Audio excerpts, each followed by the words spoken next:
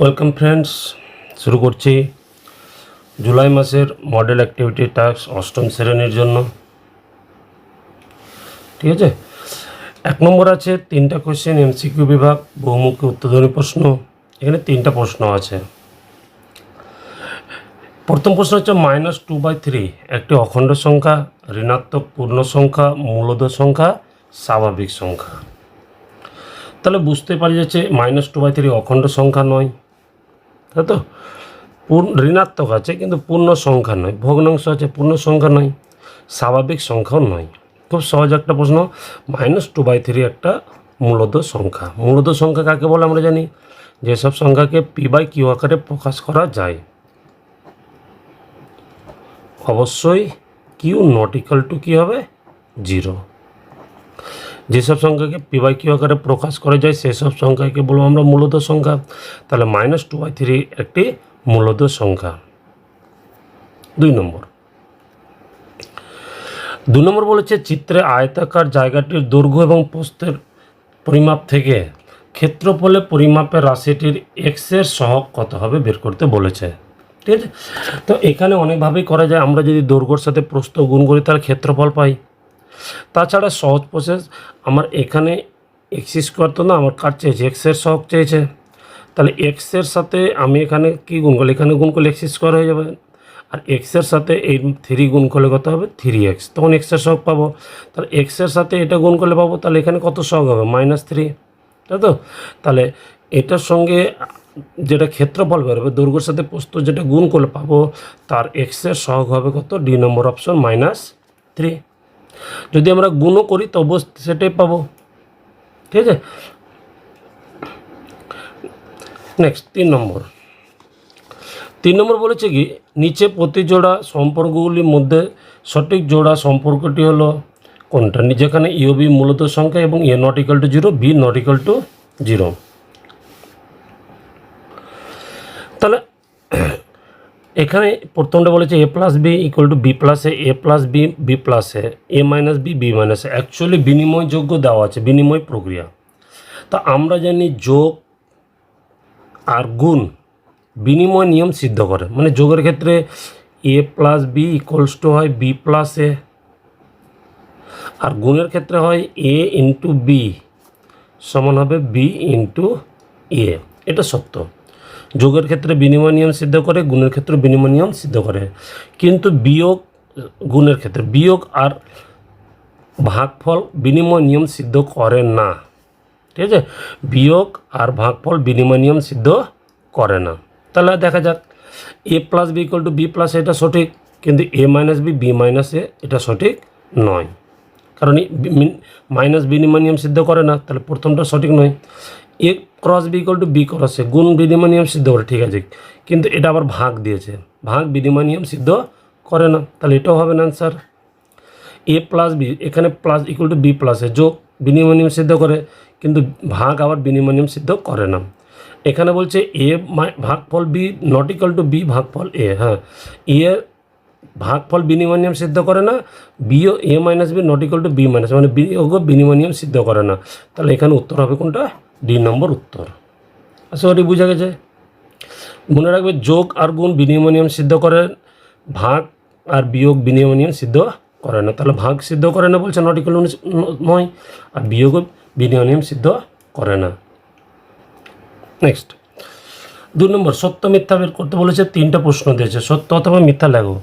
বলেছে একটি ঘনকের দৈর্ঘ্য y মিটার হলে ওর আয়তন হবে 3y ঘন মিটার। এটা কখনোই না, কারণ আমরা জানি ঘনকের দৈর্ঘ্য যদি y মিটার হয় তাহলে আয়তন হবে বাহু কিউব, মানে y³ ঘন মিটার। কিন্তু প্রশ্ন কত বলেছে, 3y, তাহলে এটা কী হয়ে যাবে, মিথ্যা। ঠিক আছে, তাহলে 1 নম্বর প্রশ্নটা কি, মিথ্যা। 2 নম্বর, চিত্রে ওএ লম্ব ওবি, ওএ লম্ব এবি মানে মধ্যবর্তী কোণ, তাহলে কত ডিগ্রি, 90 ডিগ্রি।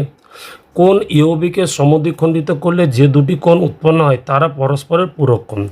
ইওবিকে যদি সমদ্বিখণ্ডিত সমান দুটা ভাগে ভাগ করি, ঠিক আছে, আমি এটা দিয়ে দিচ্ছি সি। সমান দুটা ভাগে যদি ভাগ করি তাহলে বলছে যে দুটি কোণ উৎপন্ন হচ্ছে, একটা কোণ কী পেলাম এওসি, আর একটা কোণ বিওসি। বলছে এরা পরস্পরের পূরক কোণ। হ্যাঁ, পূরক কোণ হবে, কারণ পূরক কোণ মানে কি জানি, এই দুটো সমদ্বিখণ্ডিত, যদিও বলেছে সমদ্বিখণ্ডিত সমান দুই ভাগে ভাগ মানে 45-45, তবুও বলছি যেহেতু মধ্যবর্তী কোণ 90 ডিগ্রি, তাহলে দুই ভাগে ভাগ করলে তাদের যোগফল 90 ডিগ্রি থাকবে। পূরক কোণ কাকে বলে? যদি কোণ দুটোর যোগফল 90 ডিগ্রি হয়, তাহলে এখানে কোণ চিহ্ন এ ও সি প্লাস কোণ বিওসি ইকুয়াল টু কত ডিগ্রি হবে? 90 ডিগ্রি। যেহেতু কোণ দুটোর যোগফল 90 ডিগ্রি, অর্থাৎ কোণ দুটি পরস্পরের পূরক কোণ, তাহলে এটা কী হয়ে গেল? সত্য।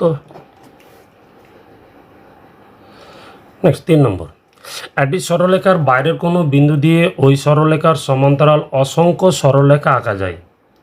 এটা সঠিক নয়, মিথ্যা। কারণ আমি যদি একটা সরলরেখা নিই, এর বাইরের যে কোনো একটা বিন্দু দিয়ে মাত্র একটাই সমান্তরাল সরলরেখা অঙ্কন করতে পারি, অসংখ্য সমান্তরাল সরলরেখা কখনো আঁকা যাবে না। কারণ আমি যদি এখানে একটা বাইরে বিন্দু নিই, তাহলে একটাই সমান্তরাল সরলরেখা আঁকতে পারবো, তার তো সরলরেখা অনেকগুলো আঁকা যাবে কিন্তু সমান্তরাল হবে না। ঠিক আছে, তাহলে এটা কি? মিথ্যা। নেক্সট 3 নম্বর, 3 নম্বর বলছে ক্লাসের ছাত্রছাত্রীরা কোনো খেলা কতজন পছন্দ করে তার শতকরার তালিকা দিয়েছে। ঠিক আছে, কেবলমাত্র একটা খেলায় পছন্দ করে। তাহলে বলছে পাই চিত্রে যে কলাবৃত্তগুলি তথ্যটির অংশগুলিকে বোঝাবে, সেই কলাবৃত্তগুলির কেন্দ্রীয় কোণগুলি নির্ণয় করো। কেন্দ্রীয় কোণগুলো বের করতে বলেছে এবং তথ্যটি পাই চিত্র অঙ্কন করতে বলেছে। তা আমি কী করছি, একটা ছক করে নিয়েছি। প্রথমে লিখছি খেলা, কী কী প্রকার খেলা আছে? ক্রিকেট,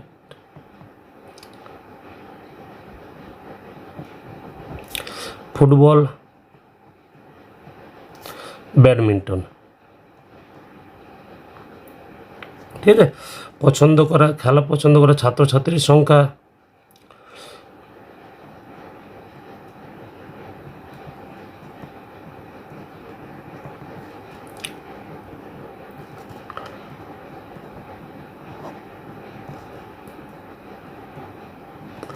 শতকরায়। তারপরে হচ্ছে এখানে বের করব ভগ্নাংশটা বের করব, লাস্টে কেন্দ্রীয় কোণ।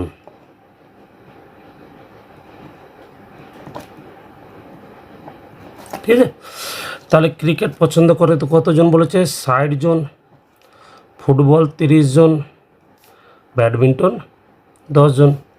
তাহলে শতকরা মানে 100 জনে কতজন? 60/100।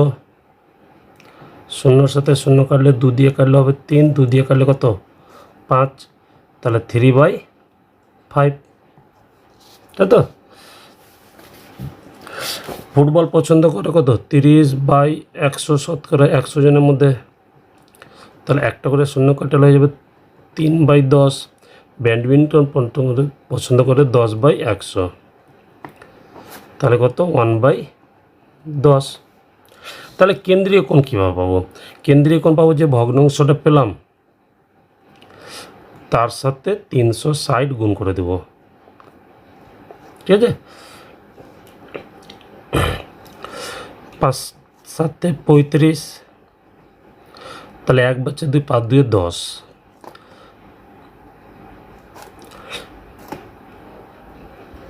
তাহলে 72 সাথে 3 গুণ, 3 2 6 আর 3 7 21, 216 ডিগ্রি। এখানে কেন্দ্রীয় কোণ হবে 3/10 ইন্টু 360 ডিগ্রি। একটা শূন্যর সাথে শূন্য কেটে হলো 36কে 3 দ্বারা গুণ, 108 ডিগ্রি। আর এখানে হবে 1/10 ইন্টু 360 ডিগ্রি। তাহলে শূন্যর সাথে শূন্য কেটে হলে হবে কত?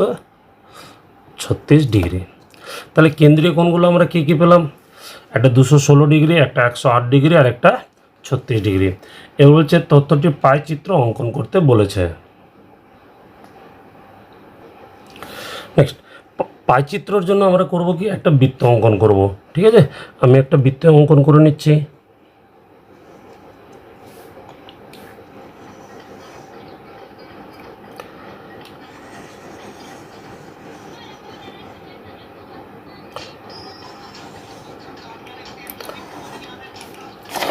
বৃত্তের কেন্দ্রটা নির্ধারণ করে নিচ্ছি। এটা হচ্ছে বৃত্তের কেন্দ্র। ঠিক আছে, আমি এই বৃত্তের কেন্দ্র থেকে একটা সরলরেখা অঙ্কন করে নিচ্ছি। তাহলে আমার কোণগুলো এবার কী কী আছে? এটা 36 ডিগ্রি, একটা 108 আর 216 তিনটা। তাহলে আমি করব কি, সব নিয়ম হচ্ছে, সুবিধা হচ্ছে সব থেকে ছোটো কোণ থেকে অঙ্কন করা। কারণ আমার এই চাঁদের সাহায্যে যদি আমি অঙ্কন করি, আমার হাইস্ট কত আছে 180 ডিগ্রি, এখান থেকে আমি 216 ডিগ্রি অঙ্কন করাটা অসুবিধা হবে। ঠিক আছে, তাই 36 ডিগ্রি অঙ্কন করব প্রথমে আমি।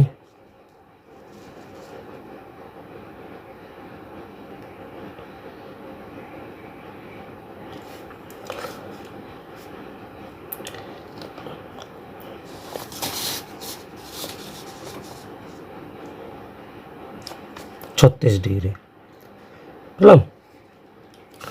36 ডিগ্রিটা স্কেলের সঙ্গে যুক্ত করে দেব।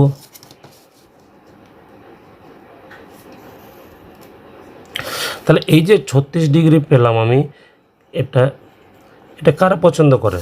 ব্যাডমিন্টন। নেক্সট এবার আঁকবো 108 ডিগ্রি।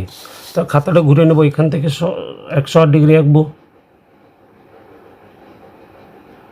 ঠিক আছে, 100 এখানে হবে, 108 আছে এখানে, 108 যদি একটু বাইরে পড়ছে, তাহলে এখান থেকে এটা যুক্ত করে নেব। তাহলে এটা 108 ডিগ্রি হলো। ঠিক আছে, এই 108 ডিগ্রিটা কে পছন্দ? 108 ডিগ্রিটাকে ফুটবল। তাহলে বাকি যেটা থাকলো এটা 216 হবে, কারণ 360 থেকে এটি সমষ্টি বাদ দিলে 200। তাহলে এই যে 216 ডিগ্রি, এটা হচ্ছে কি ক্রিকেট। এ হচ্ছে পাই চিত্র। নেক্সট 4 নম্বর বলছে x/2 = 1/2x + 1 হলে x³ - 1/x³ এর মান নির্ণয় করো। তাহলে কত দেওয়া আছে? x/2 = 1/2x + 1। x/2 রেখে দিচ্ছে, এটা প্লাস, এপারে নিয়ে আসলে কত? মাইনাস। 1/2x = কত? 1। নিচে দুই জায়গায় 2 আছে, তাহলে 1/2টা কমন নিয়ে নিব।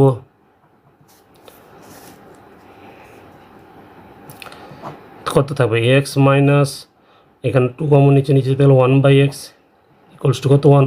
এই 2টা ডান দিকে যে গুণ হয়ে যাবে। তাহলে x - 1/x এর মান কত? 2। তাই তো বের করতে বলেছে কার মান? x³ - 1/x³ এর মান। a³ - b³ এর সূত্র, তাই তো তাহলে a³ - b³ এর সূত্র কি? a - b তার whole cube plus 3a × b মানে 1/x into a - b, a - b তার whole cube plus 3ab × a - b। এখানে কী হবে? 3-র সাথে 3 কেটে যাবে। এবার x - 1/x এর মান আমরা জানি কত? 2। তাহলে বসিয়ে দিলে হবে 2 এর কিউব প্লাস 3 ইন্টু এটার মান জানি আবার 2, তাই তো 2 এর কিউব কত? 8 + 6 সমান কত? 14। তাহলে x³ - 1/x³ এর মান হচ্ছে 14। 2 নম্বর বলেছে m² ভাগ করতে বলেছে, m² - 5m + 6m - 3 দ্বারা। তাহলে m² - 5m + 6 এটাকে ভাগ করব কত দ্বারা? m - 3 দ্বারা। তাহলে এখানে কত আছে? m², তাহলে m² এখানে m আছে, তাহলে এখানে m দ্বারা গুণ হবে। তাহলে m এর সাথে m গুণ করলে কত হবে? m² প্লাস, এখানে মাইনাস আর এখানে কি প্লাস, প্লাস মাইনাসে মাইনাস, 3-র সাথে m গুণ করলে কত? 3m। এবার অপোজিট বিয়োগ করলে এটা যাবে প্লাস মাইনাসে মাইনাস, মাইনাস মাইনাসে কি প্লাস, এটা কেটে যাবে। তাহলে এবার m এর আগে মাইনাস, 3m এর আগে প্লাস, তো প্লাস মাইনাসে মাইনাস হয়, বিয়োগ হবে। তাহলে 5টা m থেকে 3টা m বাদ দিলে কত? 2টো m। আর এই দুটোর মধ্যে বড়োকে, এটা 5, তার আগের চিহ্ন কত? মাইনাস। আর এই 6টা নেমে যাবে, প্লাস 6। এবার কী হবে? এবার m এর সাথে কত গুণ আছে? -2। তাহলে এখানে -2 দ্বারা গুণ করে নেব, কারণ এখানে m সিঙ্গেল আছে, তাহলে এখানে -2। তাহলে -2 এর সাথে m গুণ করলে হয়ে যাবে -2m, মাইনাস মাইনাসে প্লাস, 3 × 2 = 6। ভাগশেষ আর থাকছে না, অতএব নির্ণয় ভাগফল কত?